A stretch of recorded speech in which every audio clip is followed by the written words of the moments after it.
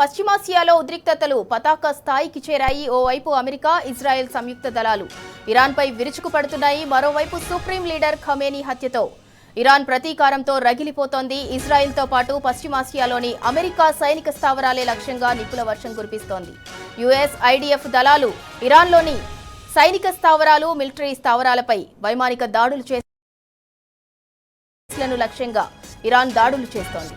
Dubai, Qatar, UAE, Bahrain, Saudi సహా 10 దేశాల్లోని America స్థావరాలపై Iran మిసైళ్ల వర్షం కురిపించింది. చైనా శాటిలైట్ల సాయంతో విధ్వంసం సృష్టిస్తోంది. ఇటు ఇరాన్పై అమెరికా, ఇజ్రాయెల్ దాడులు ఉధృతం చేశాయి. రాజధాని టెహ్రాన్లో పేలుళ్ల మోత మోగుతోంది. ఎక్కడ చూసినా పేలుళ్ల శబ్దాలు వినిపిస్తున్నాయి. అటు పశ్చిమాసియాలో ముదురుతున్న యుద్ధ మేఘాల మధ్య బ్రిటన్ కీలక ప్రకటన చేసింది. ఇరాన్పై దాడులకు తమ సైనిక స్థావరాలను వాడుకునేలా యుఎస్, ఇజ్రాయెల్కు గ్రీన్ సిగ్నల్ ఇచ్చింది.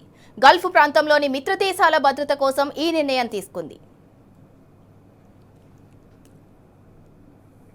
ఇక ఇదే అంశానికి సంబంధించి మరింత సమాచారం మా ప్రతినిధి సురేష్ అందిస్తారు. సురేష్, ఖమేనీ మృతిపై అయితే కత్తులు నూరుతోంది ఇరాన్. అటు మరోపక్క అమెరికా సైనిక స్థావరాలే లక్ష్యంగా అయితే నిప్పుల వర్షం కురిపిస్తోంది. దానికి సంబంధించి పూర్తి డీటెయిల్స్ ఏంటి?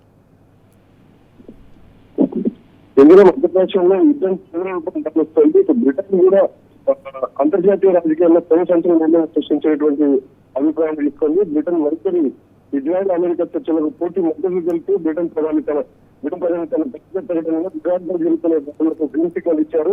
ఇది ఆత్మరక్షణ హక్కుగా ఇజ్రాయెల్ కు తాను రక్షించుకునే పూర్తి హక్కు ఉందని, ఇరాన్ చెప్పని దాడుల్లో అడ్డుకున్న తాముగా సహకరిస్తామని బ్రిటన్ స్పష్టం చేసింది.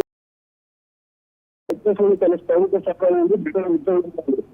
ఇప్పటికే రంగంపతి దిగానికి ఇలాగే ఇరాన్ ప్రయోగించే క్షిపణిని దాడులను కూల్చివేయడానికి అమెరికా తరఫుతో కలిసి పనిచేస్తామని చెప్పడం జరిగింది.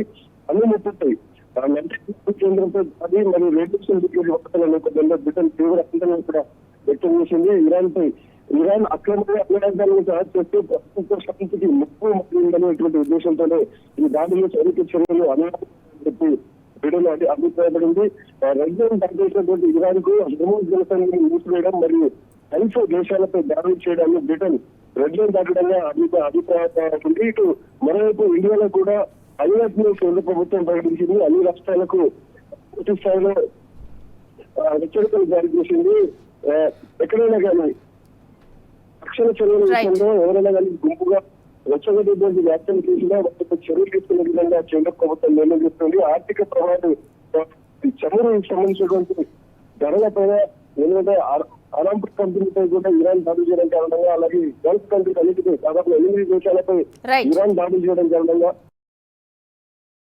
Thank you Suresh.